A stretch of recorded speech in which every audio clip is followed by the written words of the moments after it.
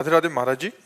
गुरुदेव, कुछ माह पहले मेरे एक सहपाठी से मित्रता हो गई थी और मैं उस व्यक्ति में आसक्त हो गई और एक दूसरे से जीवन साथी जैसे संबंध भी कोशिश हुए महाराज जी। हालांकि वो ज्यादा दिन तक टिके नहीं ना ही रहे, पर कुछ परिस्थितियां आई और सब खत्म हो गया। परंतु मेरी उसमें आसक्ति इतनी ज्यादा हो गई कि मैं उसे भूल नहीं पा रही महाराज जी। वो व्यक्ति दिख जाता है। अब वासनाओं के खेल खेलोगे, मन मलिन होगा तो भूल क्या पाओगे। अरे धिक्कार है ऐसे जीवन को कि जो मनुष्य जीवन मिलने पर भगवान के लिए बात नहीं आई कि मैं भगवान को भूल नहीं पाती हूँ। ये जीवन का तो लाभ होना चाहिए। इन नाशवान शरीरों में आसक्ति करके, इंद्रियजन्य सुखों में भोग सुख का अनुभव करके मैं उनको भूल नहीं पाती, तो धिक्कार तुम्हारी बुद्धि को।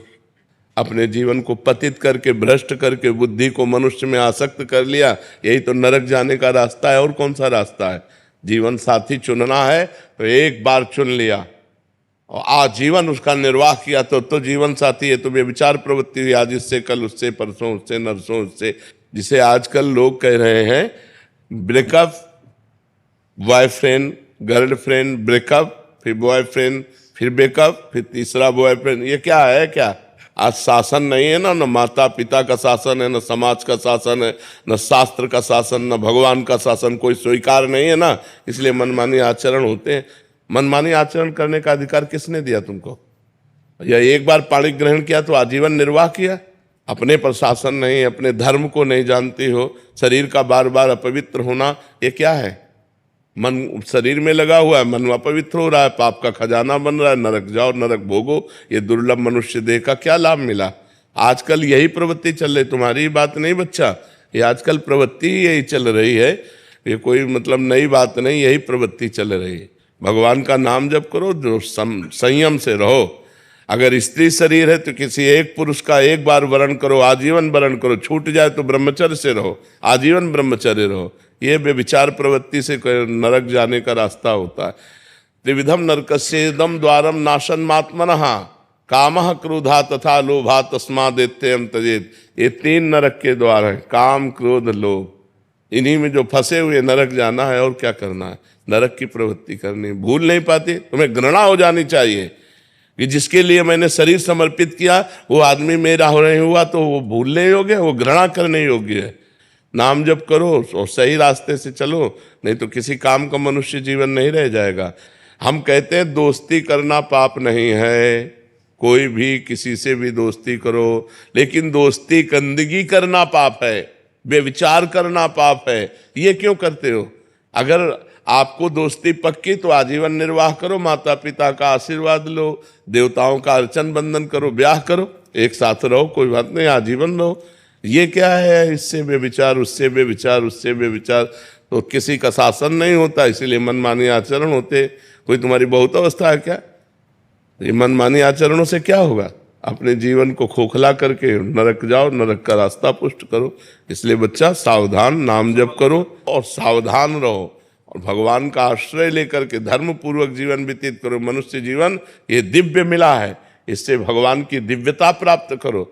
अब हम कहते हैं ठीक है गृहस्थ में जाना है, गृहस्थ में जाइए, लेकिन किसी एक पुरुष का ऐसा वर्णन करो। देखो आजकल मनमानी चल रहा है। माता पिता वर खोजते थे, पंडितों से विचार किया जाता था, बड़े धर्म पूर्वक देवी देवताओं की आराधना करके ब्याह होते थे, आजीवन निर्वाह होता था। हमने कभी नहीं सुना डिवोर्स, गांव में कभी डिवोर्स नहीं सुना हमने।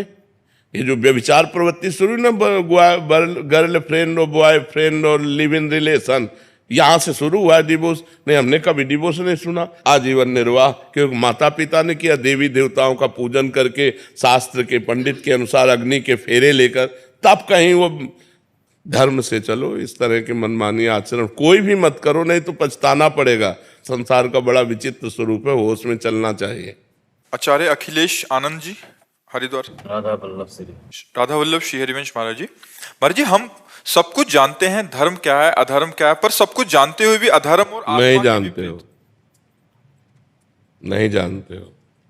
जानकारी उसे कहते हैं कि जब जान गए तो जय जाने जग जाए हेराए, जागे जथा स्वप्न भ्रम जाए। स्वप्न में जैसे हम जगे हुए होते, तो क्या जगे हुए होते हैं क्या? स्वप्न में हम क्रियाएं करते देखते हैं और ऐसा थोड़ी लगता है कि मैं स्वप्न देख रहा हूं, ऐसा लगता है मैं जगा हुआ हूं। तो क्या वो जगा हुआ होता है क्या? वो अज्ञानी स्वप्न में अपने को जगा हुआ जैसे मानता है तो जगा हुआ नहीं होता। ऐसे आप अज्ञान की धरा में हो और आप ये जानकारी कर रहे हो कि मुझे धर्म का पता है, मुझे अधर्म का पता है, जैसे अपने को जानकारियां जो कुछ हैं जो उपलब्ध हो चुकी वो प्रकृतिजन्य केवल बुद्धि तक है, आपके अनुभव में नहीं है। अनुभव में नहीं तो पता है। पूरा हलवा बनाने की प्रक्रिया आती है लेकिन कभी बैठ करके बना के पाया नहीं तो क्या फायदा। जिस जानकारी का प्रयोग ना हो सके वो जानकारी हमारी किस काम की, बात समझ रहे ना। इसका तात्पर्य हुआ कि हम अध्यात्म बल से कमजोर हैं। हम जानते हैं कि ये नहीं करना चाहिए, हम जानते हैं ये करना चाहिए, तो जो करना चाहिए वो कर नहीं पाते, जो नहीं करना चाहिए वो हम छोड़ नहीं पाते। ईमानदारी का विषय ये है। इसका कारण हमारे अंदर अध्यात्म बल की कमी है। हम अगर प्रशांतात्मा विगत भीर ब्रह्मचारी वृत्ति स्थित है, अगर हम संयम से चलें, अपने अंतःकरण में निरंतर भगवत चिंतन करें, ब्रह्मचारी व्रत से स्थित हों और निरंतर परमात्म चिंतन करें तो अभी आ जाएगा। जो नहीं करना वो नहीं करना, चाहे प्राण निकल जाए, और जो करना है वो उत्साह संपन्न होकर के करना है। तो हमारे अंदर जो जानकारियां उनका प्रयोग ना करने का जो हमारे अंदर असमर्थता है वो अध्यात्म की कमी है। यदि हम खूब भगवान नाम जप करें, शास्त्र स्वाध्याय करें, ब्रह्मचर्य से रहें, पवित्र आहार करें तो बहुत बढ़िया आ जाए, बहुत बढ़िया आ जाए, स्थिति बन जाए हमारी। और हम भगवत चिंतन रहित हैं, इसीलिए हमारे तो इसलिए ये जानकारी होते हुए भी हम नहीं जानकार हैं। जानकारी अगर जितने आपको जानकारी अगर उसका प्रयोग कर ले तो आप ब्रह्म सिद्ध महापुरुष हो जाए।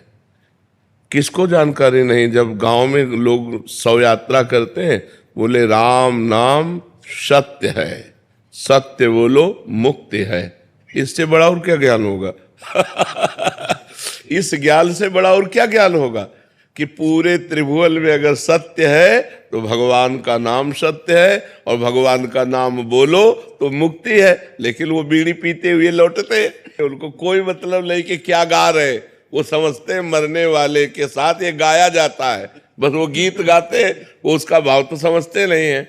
इसलिए हमें सबको जानकारी है, अपने कल्याण भर के लिए सबको जानकारी है।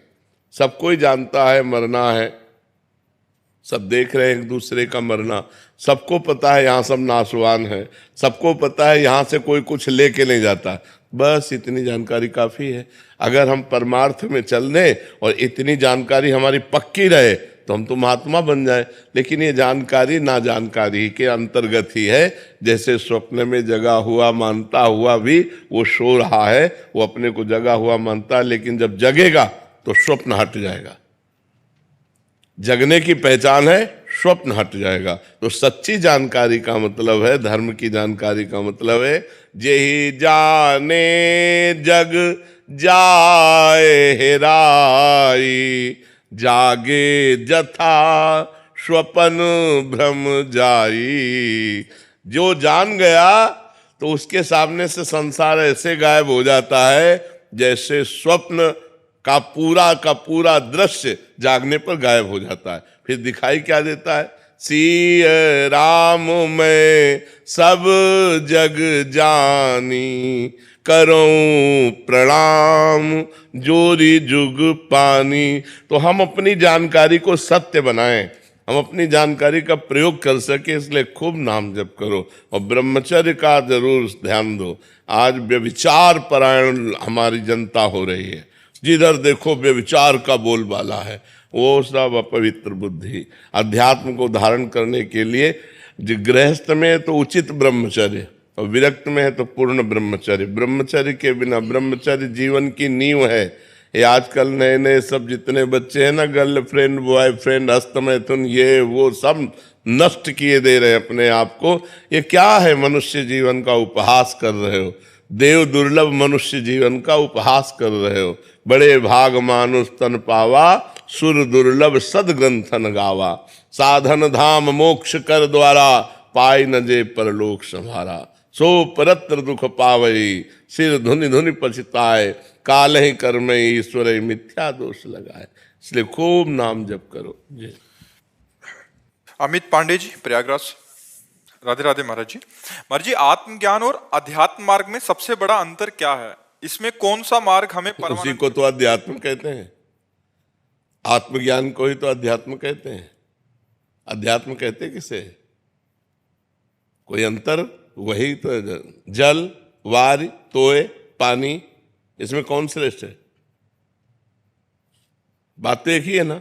जल, वारि, तोय, पानी में हम पानी के ही पर्यायवाची शब्द कह रहे। तो आत्मज्ञान, भगवदानंद, अध्यात्म मार्ग, अध्यात्म ज्ञान, ये एक ही बात तो है। समझ रहे ना? महाराज जी ये शायद ज्ञान मार्ग और भक्ति मार्ग को समझना चाह रहे हैं आगे। हाँ, ऐसे भेद पूछोगे तो समझ में आ जाएगा कि भक्ति मार्ग में और ज्ञान मार्ग में क्या अंतर। भक्ति मार्ग और ज्ञान मार्ग सिद्धांत तक दोनों एक चलते हैं, सिद्धांत दोनों के एक हैं और लक्ष्य दोनों का बदल जाता है। एक दासोहम में पहुंच जाता है और एक शिवोहम में पहुंच जाता है। सोहमस्मिति वृत्य खंडा, मैं वही परमात्मा हूँ। ज्ञान मार्ग में अनुभव होने लगता है अहम ब्रह्मास्मि। लेकिन भक्ति मार्ग में दास दासो हम, मैं भगवान का दास हूँ, भगवान के दासों का दास हूँ। इतना अंतर। सिद्धांत दोनों के एक ही है, संयम नियम के सिद्धांत दोनों के एक ही हैं, भगवत चिंतन आत्मचिंतन के सिद्धांत एक ही हैं, लेकिन परिणाम दोनों का जो अलग अलग चिंतन का हो जाता है। एक का चिंतन होता है तत्त्वमसि, तत्त्वम आशी, और एक का चिंतन होता है दासो हम, मैं भगवान का दास हूँ, या दास दासो हम, मैं भगवान के दासों का दास हूँ। इतना अंतर हो जाता है। समझ पा रहे हो? साधन मार्ग थोड़ी दूर तक एक जैसा चलता है, चाहे वो भक्ति मार्ग का हो चाहे ज्ञान मार्ग का हो। यम नियम संयम, इंद्रियों का दमन, मन का दमन, ब्रह्मचर्य व्रत, निरंतर सतोगुण सेवन, निरंतर शास्त्र स्वाध्याय, शास्त्र चिंतन, संत समागम, ये सब दोनों का एक जैसा चलेगा। लेकिन चिंतन फिर अलग अलग हो जाता है। एक का आत्मचिंतन होता तो तत्वमसि में, अहम ब्रह्मास्मि, और एक का दास दासो हम, मैं भगवान का दास हूँ, भगवान का सखा हूँ, भगवान हमारे मित्र हैं।